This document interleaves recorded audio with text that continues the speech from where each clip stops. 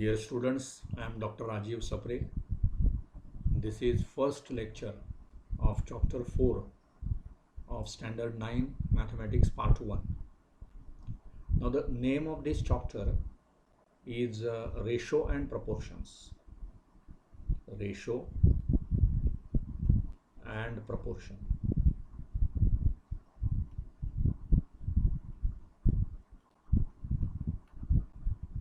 Okay. So we have to study lots of things in this chapter and very simple chapter. See, we have to study what is ratio, then what is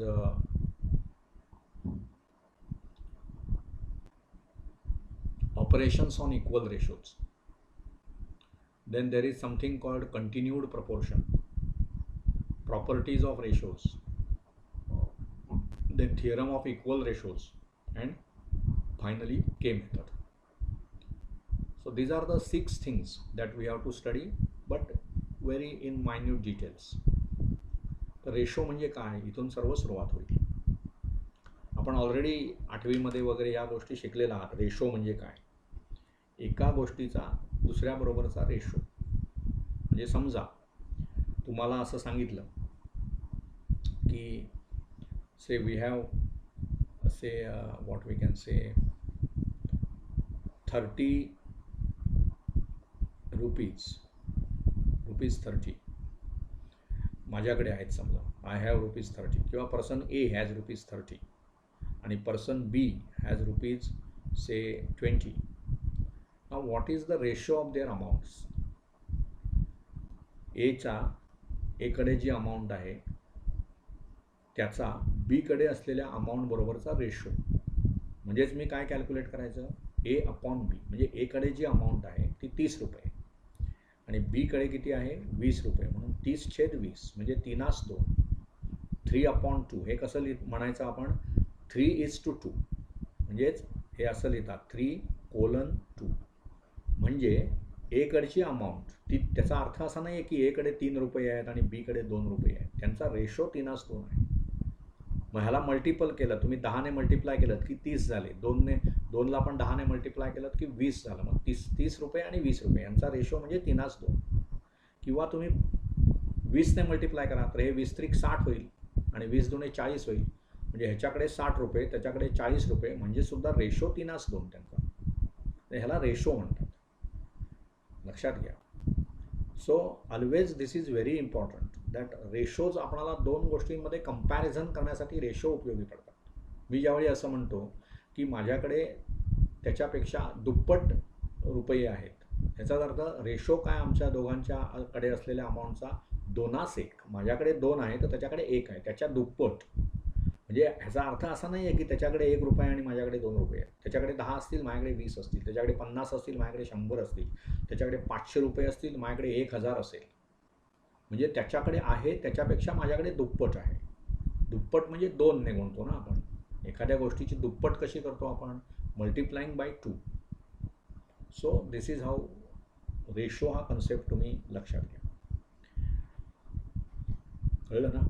त्यामुळे इथे त्यांनी म्हटलं आहे बघा, ratio, the concept of ratio of 2 numbers can be extended to 3 or more numbers. मग असं काही नाही आहे की रेशो हा फक्त 2 नंबर्सचा. ती 3 माणसं आहेत समजा. मग माझ्याकडे समजा 10 रुपये आहेत, त्याच्याकडे 20 रुपये आहे दुसऱ्याकडे, आणि ए माणूस समजा, बी हा माणूस आणि सी हा माणूस, सीकडे समजा 50 रुपये आहेत. तर मग त्यांच्याकडे असलेल्या अमाऊंटचा रेशो काय, तर मी समजा सर्वांना 10ने भागलं तर इथे 10×1 = 10, 10×2 = 20 आणि 10×5 = 50. 1:2:5 हा त्यांचा रेशो आहे असं आपण म्हणतो. सो रेशो ही कन्सेप्ट ही फक्त दोघांचा रेशो असं काही नाही आहे. It can be extended for 3 numbers, 3 or more numbers also. लक्षात घ्या. म्हणजे इथे माझ्याकडे असलेली अमाऊंट बी म्हणजे एकडे असलेली अमाऊंट, बीकडे असलेली अमाऊंट आणि सीकडे असलेली अमाऊंट यांचा 3 अमाऊंट्सचा तो रेशो काय आहे, तर 10, 20, 20:50. पण 10, 20, 50 या सर्व गोष्टींना 10ने डिवाईड करता येतं, म्हणून ते 1:2:5 हा त्याचा रेशो येईल. हे लक्षात घ्या. थोडक्यात काय की there is some constant which you multiply to 1, 2 and 5 you get these amounts. आता 1ला कितीने गुणलं की 10 मिळणार, 10. 2ला कितीने गुणलं 10 की 20 मिळणार 10च. 5ला 10ने गुणलं की 50 मिळणार. म्हणजे एकास दोनास 5 म्हणजेच 10 20 50. This is how the things are done. So ratios महत्त्वाच्या गोष्टी आहेत. ठीक आहे. मग आता त्याच्यानंतर काय बघा, what is direct proportion. Direct proportion आणि इन्व्हर्स प्रपोर्शन अशा 2 गोष्टी तुम्हाला याच्यामध्ये शिकायच्या आहेत. रेशो म्हणजे काय हे कळलं आपल्याला. असं पण कळलं की रेशो हा 2च गोष्टींमध्येच असला पाहिजे असं काही नाही. Ratio can be of 3 terms, 3 numbers, त्यांच्यामधला रेशो पण मी सांगू शकतो. समजा मला अशा संख्या दिल्या, एक संख्या समजा 20 आहे, ए ही संख्या 20 आहे समजा, बी ही संख्या 40 आहे आणि सी ही संख्या 80 आहे. तर ह्यांच्यातला रेशो काय, 20 40 80. हे कोलन चिन्ह द्यायचं, 20 40 80. पण ह्या 20 40 80ला मी कॉमन 20ने भागू शकतो. इथे 20ने भागलं की 1, इथे 20ने भागलं की 2 आणि इथे 20ने भागलं की 4. म्हणजे एकास दोनास 4 हा रेशो आहे ह्या 3 संख्यांमध्ये. ॲक्च्युअली संख्या काय आहेत 20 40 आणि 80, पण त्यांचा रेशो काय आहे बघा. तुम्हाला पण कॉमन सेन्सने कळेल, 20ची दुप्पट 40 आहे आणि 20ची चौपट 80 आहे, म्हणून एकास दोनास 4. किंवा 40ची ही दुप्पट आहे, तसं इथे 2ची ही दुप्पट आहे. मग हा रेशो मला असा पण लिहिता येईल, 2 4 8. हे आणि हे सेम आहे. कारण इथे पण कसं झालं बघा, इथे कसं आहे बघा, 20ची दुप्पट 40, तशी 1ची दुप्पट 2, तशी 2ची दुप्पट 4. तसंच हे 40ची दुप्पट 80, 2ची दुप्पट 4, 4ची दुप्पट 8. त्यामुळे हे सर्व रेशो जे आहेत ना, हे सेम आहेत. हे सर्व रेशो सेम आहेत. कारण काय, we can divide by some constant, और we can, in other words we can say we multiply by some constant to get original terms. एकास दोनास 4 हा जो रेशो आहे, त्याला मी प्रत्येकाला जर 20ने गुणलं तर मला 20 40 80 मिळेल. त्यामुळे हा फक्त कॉन्स्टंटचा खेळ आहे. हे तुम्ही नीट समजावून घ्या. त्यामुळे ratio I think I have explained, right. So we should अशी. आणि कसं आहे माहिती आहे का, इथे थांबा जरा, बघा काय शिकवलं आहे आपल्याला. Okay, so here we can say pause, review and proceed. Now we will go for further new idea, which is direct proportion. So now we are going to study direct proportion. Direct proportion म्हणजे काय. Direct proportion म्हणजे असं आहे की एक example आपण घेऊया, आणि इथे दिलंच आहे बघा. Okay, car covers a distance of 10 kilometre consuming 1 litre petrol. म्हणजे त्या कारला 10 किलोमीटर जाण्यासाठी 1 लिटर पेट्रोल लागतं, बरोबर आहे.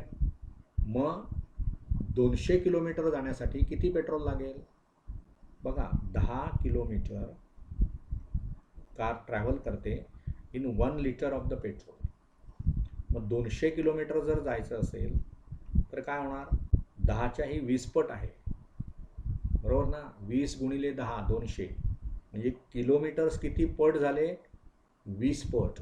मग पेट्रोल पण तेवढंच लागणार. असं होणार का की 1 लिटरमध्ये 10 किलोमीटर जाते, 2 किलोमीटरमध्ये ती 5 किलोमीटर जाते, असं नाही होणार.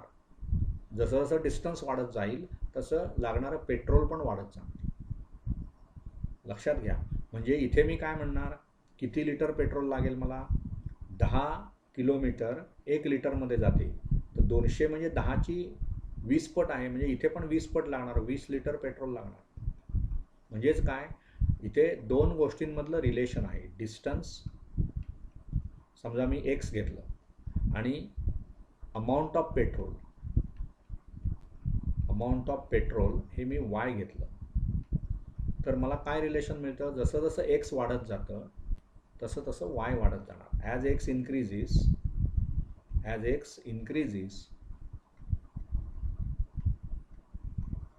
Y also increases. म्हणजे याला मी काय म्हणणार, डायरेक्ट प्रपोर्शन आहे. एक्स वाढलं वाय पण वाढतं. म्हणजे जर टॅब्युलर फॉर्ममध्ये तुम्ही लिहिलं तर कसं लिहिणार बघा. इथे समजा एक्स म्हणजे मी समजा डिस्टन्स म्हटलं, डिस्टन्स, आणि amount of petrol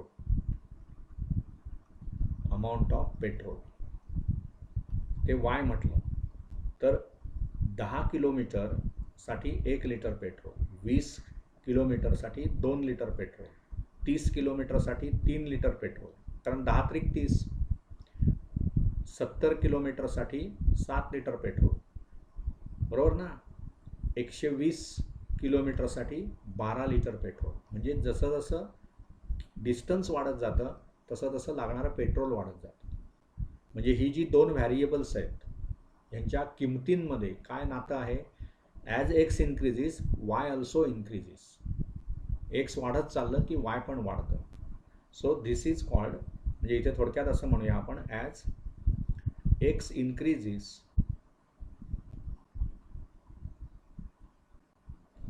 Y also increases.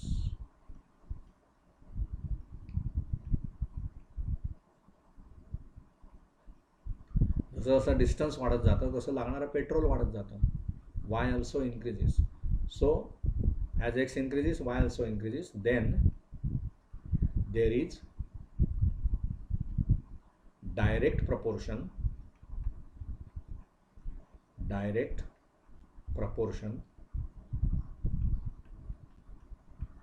between x and y. उलट्या बाजूने विचार केला तर समजा असं मी म्हटलं की जसं जसं डिस्टन्स कमी होत जातं तसं लागणारं पेट्रोल पण कमी लागणार.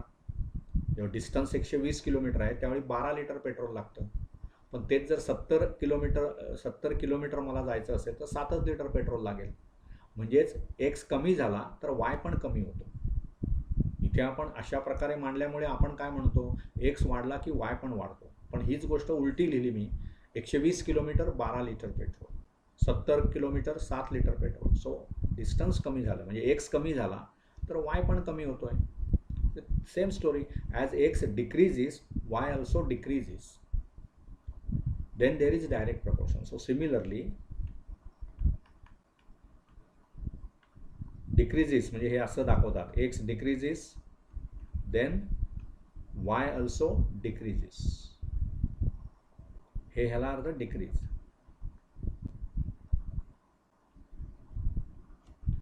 मग अशा वेळी मी काय म्हणणार, there is a direct proportion between x and Y. There is direct proportion. Direct proportion याचा साधा अर्थ असा आहे की माझ्याकडे दोन व्हॅरिएबल्स आहेत, एक्स आणि वाय किंवा ए आणि बी काही असू दे. एक्स आणि वाय जनरली आपण घेतो. देन तुम्ही एक्सच्या व्हॅल्यूज ऑब्झर्व करा आणि वायच्या व्हॅल्यूज ऑब्झर्व करा. एक्स जसा असा वाढत जाईल तसा वाय पण वाढतो, किंवा एक्स कमी होत असेल तर वाय पण कमी होतो. म्हणजे एक्समध्ये जो ट्रेंड आहे, एक्स इन्क्रीज होत आहे का, ओके, मग वाय पण इन्क्रीज होत आहे.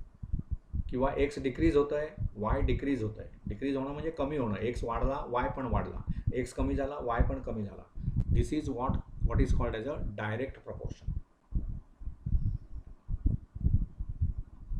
लक्षात घ्या, इथे एक्सच्या व्हॅल्यूज या प्रॉब्लेममध्ये एक्सची व्हॅल्यू 10 असेल तर वायची व्हॅल्यू 1 आहे, पण एक्सची 20 असेल तर वायची 2 आहे, एक्सची 30 असेल तर वायची 3 आहे, एक्सची 70 असेल तर वायची 7 आहे. सो जसा जसा एक्स वाढत गेला तसा वाय पण वाढत गेला.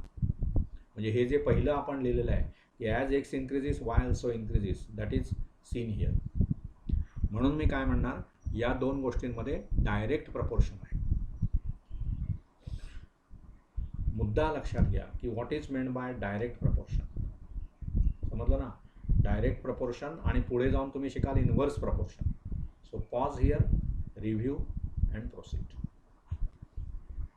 Now next concept, or see, actually we will explain this in some minute details की what is actually happening. आत्ता तुम्हाला असं कळलं की जेव्हा जेव्हा एक्स आणि वाय ही दोन व्हॅरिएबल्स असणार तुमच्याकडे, किंवा पी आणि क्यू काही असेल, आपण जनरली एक्स आणि वाय घेतो.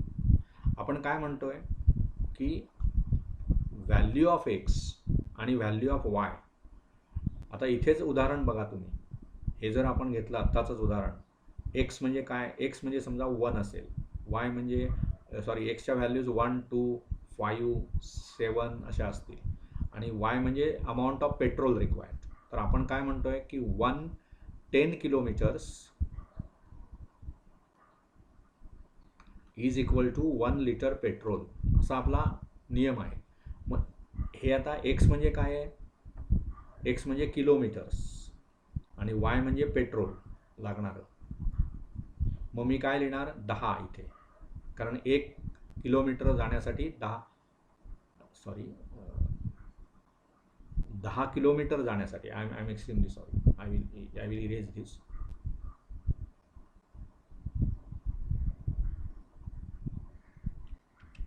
त्यामुळे एक्स हे काय आहे बघा, this is distance. X is distance.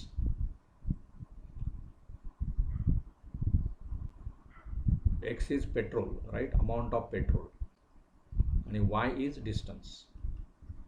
त्यामुळे 1 लिटर पेट्रोलमध्ये 10 किलोमीटर गाडी जाते, 2मध्ये 20 जाते, 5मध्ये 50 जाणार आणि 7मध्ये 70 जाणार. म्हणजे इथे एक्स आणि वायच्या करस्पॉन्डिंग व्हॅल्यूज काय आहेत बघा. एक्सची व्हॅल्यू 1 असेल त्यावेळी वायची व्हॅल्यू 10 आहे. एक्सची व्हॅल्यू 2 असेल त्यावेळी वायची व्हॅल्यू 20 आहे. एक्सची व्हॅल्यू 5 असेल तर वायची व्हॅल्यू 50 आहे. आणि एक्सची व्हॅल्यू 7 असेल त्यावेळी वायची व्हॅल्यू 70 आहे. म्हणजेच प्रत्येक वेळी एक्स अपॉन वाय हा जर मी रेशो काढला तर तो एकाच 10 येईल, 1/10 येईल. तसंच इथे बघा, एक्सची व्हॅल्यू 2, वायची 20, म्हणजेच एक्स अपॉन वाय किती येणार 1/10. 2/20 ना, 2/20 आहे ॲक्च्युअली ते, म्हणजेच 1/10. इथे काय होईल 5 आणि 50, म्हणजेच x/y हे काय होणार 5/50, म्हणजेच ते 1/10 येईल पुन्हा. सो प्रत्येक वेळी रेशो तोच येतोय 1/10. आणि इथे एक्सची व्हॅल्यू वाढते आहे, वायची व्हॅल्यू वाढते आहे. ह्याला म्हणायचं आपण काय, हे जे प्रपोर्शन आहे ह्यालाच आपण काय म्हणतो, डायरेक्ट प्रपोर्शन. मग ते कसं लिहितात, x and y are in direct proportion. R in direct proportion कधी म्हणणार आपण, किंवा त्याचं नोटेशन कसं लिहिणार आपण, एक्स अल्फा वाय. हे प्रपोर्शनॅलिटीची खूण आहे. Alpha indicates proportionality.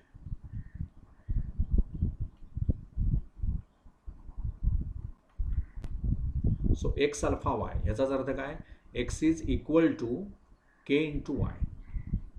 जसं इथे आहे बघा, इथे X is equal to 1/10 into Y आहे बघा. इथे 2 बरोबर 1/10 इंटू 20, 5 बरोबर 1/10 इंटू 50. त्यामुळे त्यातला करस्पॉन्डिंग कॉन्स्टंट जो आहे ना त्याला काय म्हणायचं, k, constant of proportionality.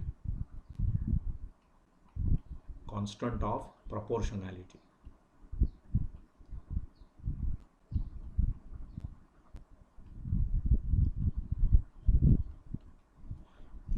So when you say x alpha Y याचाच अर्थ काय झाला, x and y are in direct proportion.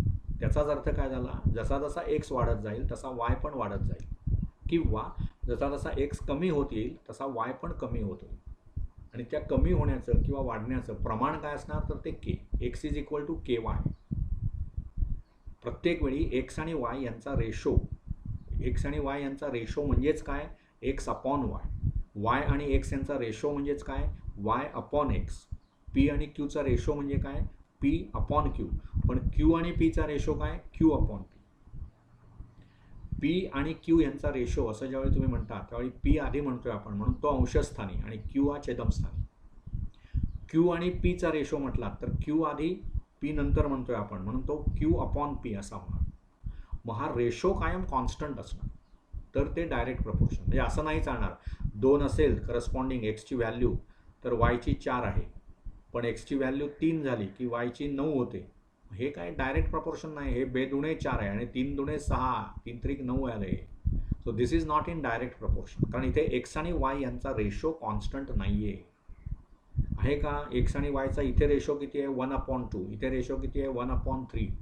So this is not in direct proportion. म्हणजे इथे तुम्हाला असं दिसेल की एक्सची व्हॅल्यू पण वाढते, वायची व्हॅल्यू पण वाढते, पण त्यांचा रेशो कायम तोच पाहिजे ना.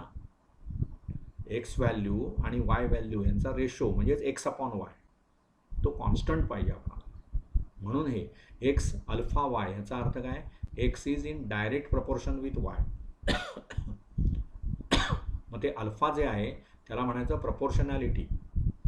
जसं आपण दोन गोष्टी इक्वल दाखवतो त्यावेळी मध्ये इक्वल टू साईन लिहितो, तसं इथे मला काय सांगायचं आहे, x is proportional to y, म्हणून x alpha y. Alpha is proportionality symbol. आणि ते जर इक्वॅलिटी मला ज्यावेळी करायचं आहे त्यावेळी मध्ये मी कॉन्स्टंट आणणार, x is equal to k y. याचाच अर्थ काय, x upon y is equal to k. म्हणजे वेगवेगळ्या एक्सच्या व्हॅल्यूज आणि करस्पॉन्डिंग वायच्या व्हॅल्यूज मला जर दिलेल्या असतील आणि आपल्याला विचारलं असेल की हे डायरेक्ट प्रपोर्शनमध्ये आहे का, मग तुम्ही आधी ऑब्झर्व करा, एक्स वाढतंय त्यावेळी वाय वाढतंय का, ओके. किंवा एक्स कमी होतंय त्यावेळी वाय पण कमी होतोय का, ओके. म्हणजे हे प्रपोर्शनमध्ये आहे. पण ते डायरेक्ट प्रपोर्शन असण्यासाठी म्हणजे त्यांच्यामधली जी रिलेशन आहे ते तेच आहे, एक्स वाढतंय वाय वाढतंय. असं नाही होत ना, एक्स वाढतंय वाय कमी होतंय, मग ते इन्व्हर्स प्रपोर्शन. ते आता आपण शिकत नाही आहोत, आता आपण डायरेक्ट प्रपोर्शन शिकतो आहोत. त्यामुळे आपल्या दृष्टीने एक्स वाढला की वाय पण वाढतोय, पण तो एक्स आणि वायच्या करस्पॉन्डिंग व्हॅल्यूचा रेशो कॉन्स्टंट येतोय का, तो महत्त्वाचा आहे. मग इथे रेशो के आला म्हणून तो डायरेक्ट प्रपोर्शनमध्ये विषय आहे. डायरेक्ट प्रपोर्शन आणि इन्व्हर्स प्रपोर्शन अशा दोन गोष्टी तुम्हाला शिकायच्या. त्यामुळे आता तुम्ही ह्या सर्व डिस्कशनचं फलित काय बघा, if y is proportional to x, then y is equal to kx for some k.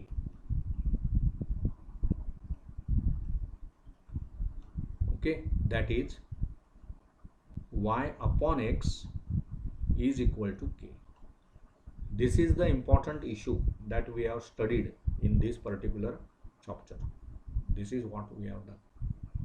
ह्या भागामध्ये, ह्या लेक्चरमध्ये आपण हे शिकलो की what is meant by two variables R in direct proportion. मग ते वाय आणि एक्स हे डायरेक्ट प्रपोर्शनमध्ये असतील तर आपण असं लिहिणार वाय अल्फा एक्स. त्याचाच अर्थ काय, Y is equal to K X. Remove alpha, make it equal, add this constant. This constant is called constant of proportionality. बघा, K is constant of proportionality. आणि त्याचाच दुसरा अर्थ काय, Y upon X is K for all values of corresponding X and Y. So I hope you understood whatever is discussed in this lecture. We will continue in the next lecture.